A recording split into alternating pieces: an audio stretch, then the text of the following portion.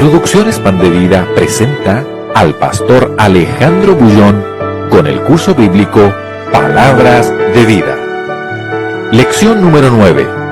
El secreto de la prosperidad. Constantemente encuentro personas con la vida financiera completamente destruida. Personas endeudadas, personas sin empleo, personas que no saben qué hacer, no saben cómo pagar las cuentas. Mucha gente en circunstancias así llega hasta el suicidio. Pero las personas que conocen a Cristo y conocen la Biblia muchas veces se preguntan, ¿pero por qué? Si trato de andar en los caminos de Dios, si trato de hacer la voluntad de Dios, ¿por qué me vienen todos estos problemas? ¿Por qué otra gente que no conoce a Dios vive aparentemente gastando dinero, no tienen necesidad, y yo que trato de caminar en los caminos de Dios vivo sufriendo? Es una pregunta que preocupa a muchos cristianos, y el tema de hoy tiene como propósito aclarar todos estos asuntos.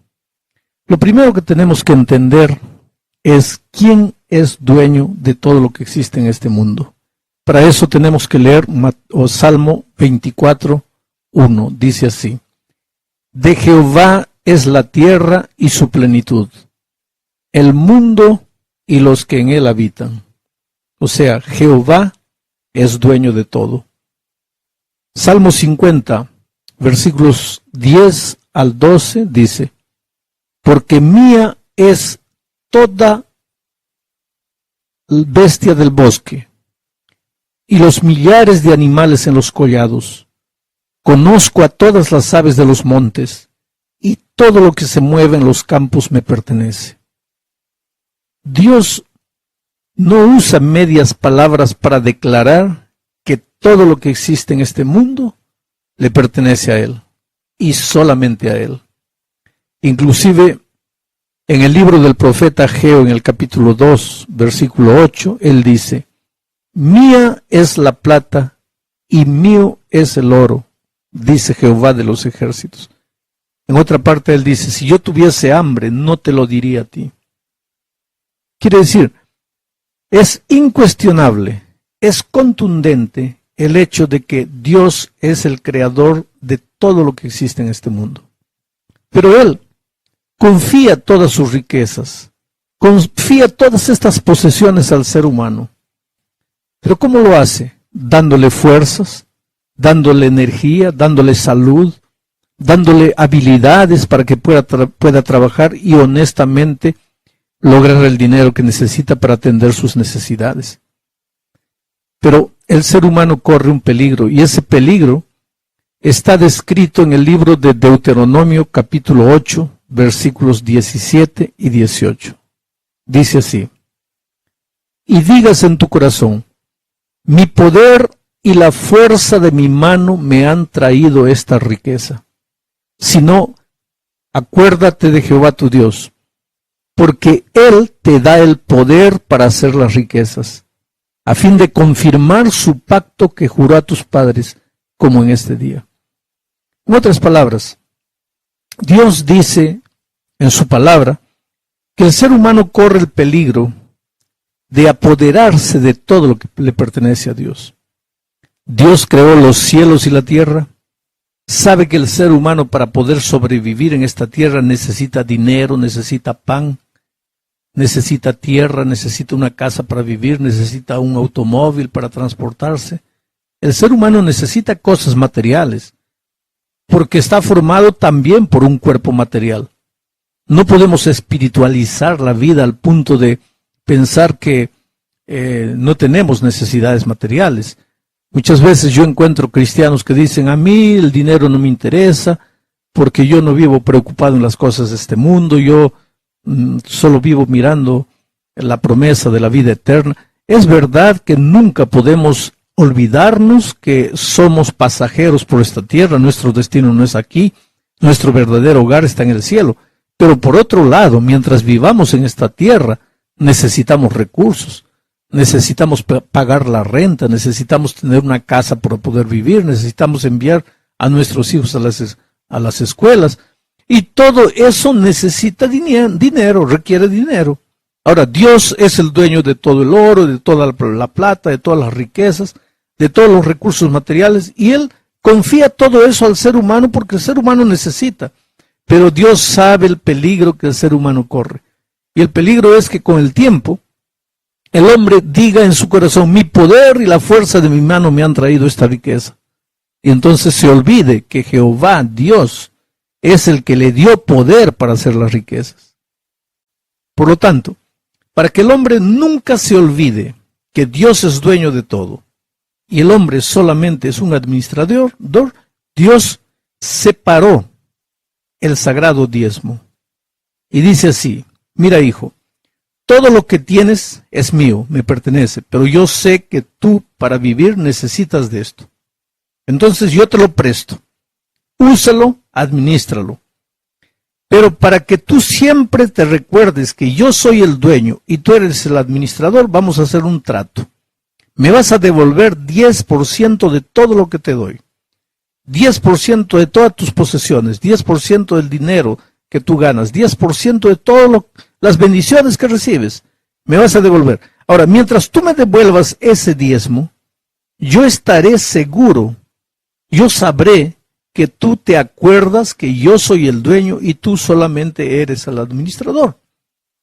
Pero el día que por ventura tú no me devuelvas el diezmo, entonces yo sabré que tú te estás haciendo dueño de todo lo que yo te empresté. Y mira, yo no voy a discutir contigo. El día que tú quieras apoderarte de la vida, apoderarte de las posesiones, está bien, yo te voy a dejar. Solo te digo una cosa, cuando vengan momentos difíciles, cuando se te acabe el dinero, cuando se te acabe la salud o las fuerzas, recuérdate que ahora el dueño de todo eres tú. Y entonces quien tiene que resolver los problemas eres tú. Porque creo que sería injusto que tú te apoderes de las cosas y cuando te vaya mal, te acuerdas de mí y vengas a mí para que yo resuelva el problema, cuando el problema ya no es mío, porque tú te apoderaste de todo lo que yo te di, de todo lo que yo te empresté. Ahora, esto que estoy diciendo está de manera bien clara aquí en el libro de Malaquías, capítulo 3, a partir del versículo 8. Voy a ir leyendo el versículo 8, después el 9 y así sucesivamente, y comentando lo que Dios está diciendo aquí. Dios dice así, ¿robará el hombre a Dios? Pues vosotros me habéis robado. Y dijisteis, ¿en qué te hemos robado? En vuestros diezmos y ofrendas. Quiere decir que Dios mira como un acto de deshonestidad. Dios ve como un robo el hecho de que el ser humano no devuelva los diezmos. Porque como ya te dije, cuando el ser humano no devuelve a Dios los diezmos, él se está apoderando de la vida y de las posesiones y de todo lo que Dios le confió. Tú puedes decir, sí, pero yo lo gané con mis fuerzas. Espera, ya leímos el versículo anterior que dice que la fuerza para ganar todo eso te lo dio Dios. Y tú corres el peligro de pensar que es tu fuerza. No es tu fuerza, es la fuerza que Dios te da. Es la salud, es la vida que Dios te da. Y para que Dios sepa que tú reconoces eso, tienes que ser fiel devolviéndole el diezmo, porque cuando tú te apoderas del diezmo, en otras palabras le estás diciendo a Dios, Señor, yo no te reconozco más como dueño. Yo soy el dueño de mis posesiones, soy el dueño de mi dinero, y por eso no te devuelvo el diezmo. Hay muchos cristianos que dicen, yo doy el diezmo, o yo no doy el diezmo. Eso de que yo doy o yo no doy, está completamente equivocado. Porque para que tú des o para que tú no des alguna cosa, esa cosa tiene que ser tuya. Pero ¿cómo puedes dar el diezmo si el diezmo no es tuyo, no te pertenece? Y si te apoderas del diezmo, estás robándole a Dios, dice aquí Malaquías. Entonces el diezmo tú solo puedes devolverle a Dios, porque originalmente era de Dios. El versículo 9 es drástico. Dice, malditos sois con maldición, porque vosotros la nación toda me habéis robado. Y entonces el versículo 10 trae la orden. Traed todos los diezmos al alfolí. y hay alimento en mi casa, y probadme ahora en esto, dice Jehová de los ejércitos. Si no, os abriré las ventanas de los cielos, y derramaré sobre vosotros bendición hasta que sobreabunde. Traed todos los diezmos al alfolí. ¿Cuál es el alfolí? En otras versiones dice, traed los diezmos a la casa del tesoro. El alfolí o la casa del tesoro era el templo.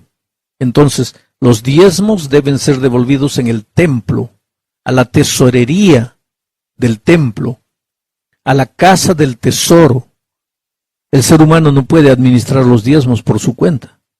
Dios no te dio a ti el derecho de administrar los diezmos, porque hay gente que dice, pastor, yo no puedo usar mis diezmos para ayudar a los pobres, para ayudar en una construcción, para ayudar a la obra misionera allá en el África. No. Para esas cosas tú puedes usar tus ofrendas, que son voluntarias, pero el diezmo no lo administras tú. ¿Por qué no? Porque no es tuyo, le pertenece a Dios. Y si le pertenece a Dios, solo puede ser administrado por la casa del tesoro.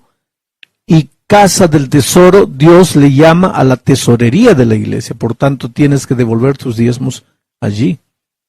Ahora, hay una promesa aquí.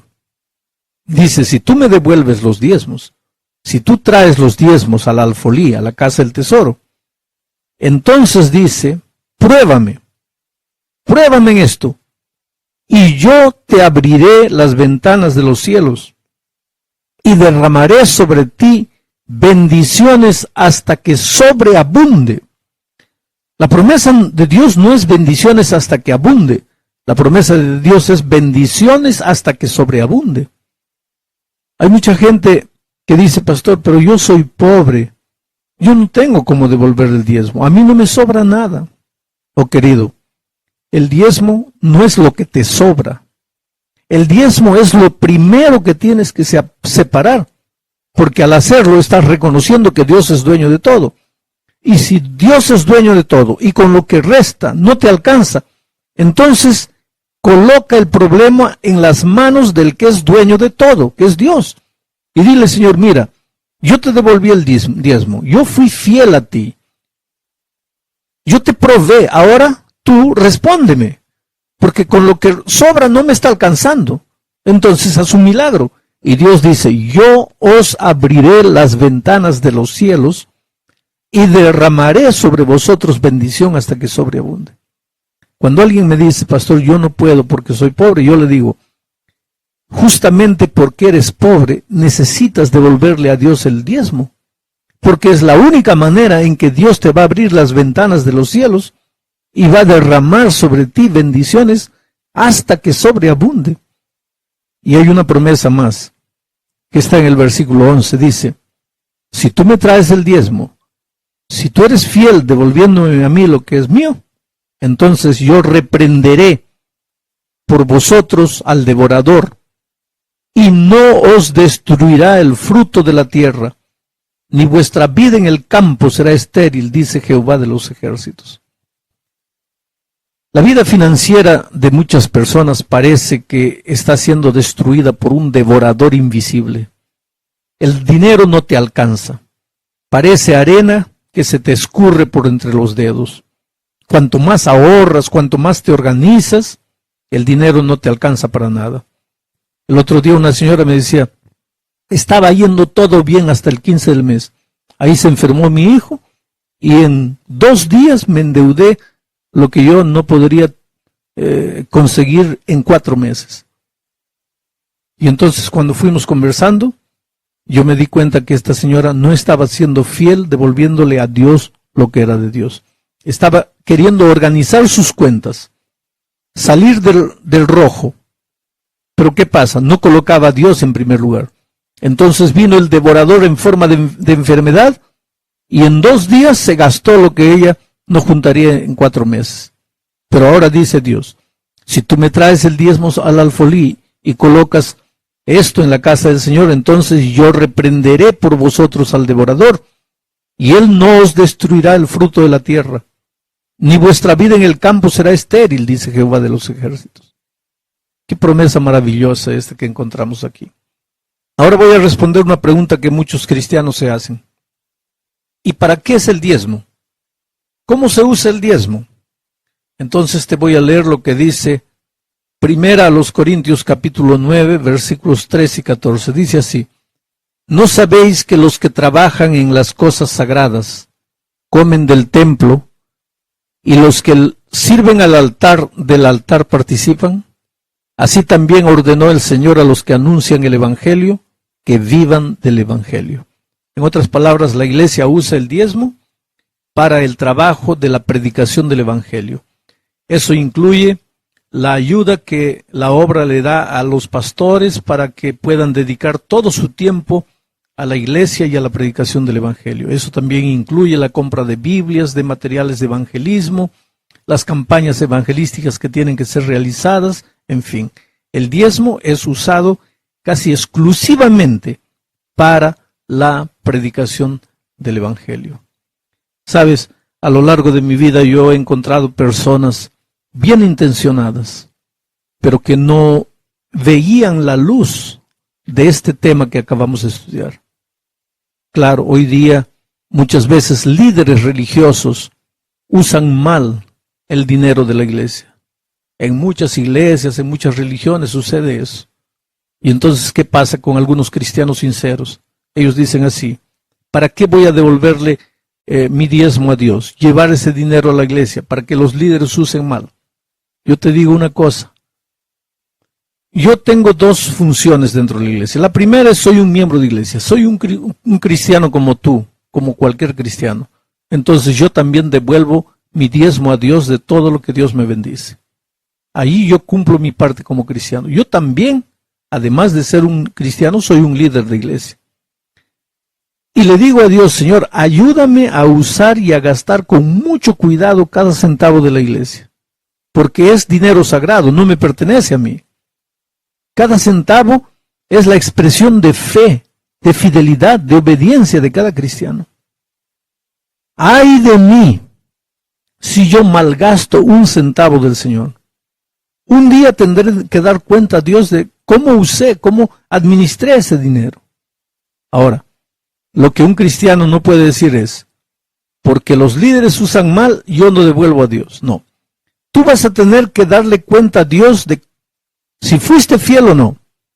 Y el líder tendrá que darle cuenta a Dios de cómo administró el dinero. Tú no te preocupes por la responsabilidad del líder. Deja que él tendrá que darle cuenta a Dios. Y Dios va a ser implacable al cobrar de los que tuvieron la función de administrar dinero. ¿Cómo?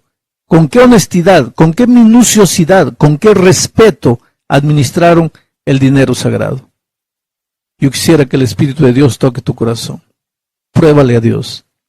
Confía en la promesa que Él te hizo. Yo abriré las ventanas de los cielos, dice Él.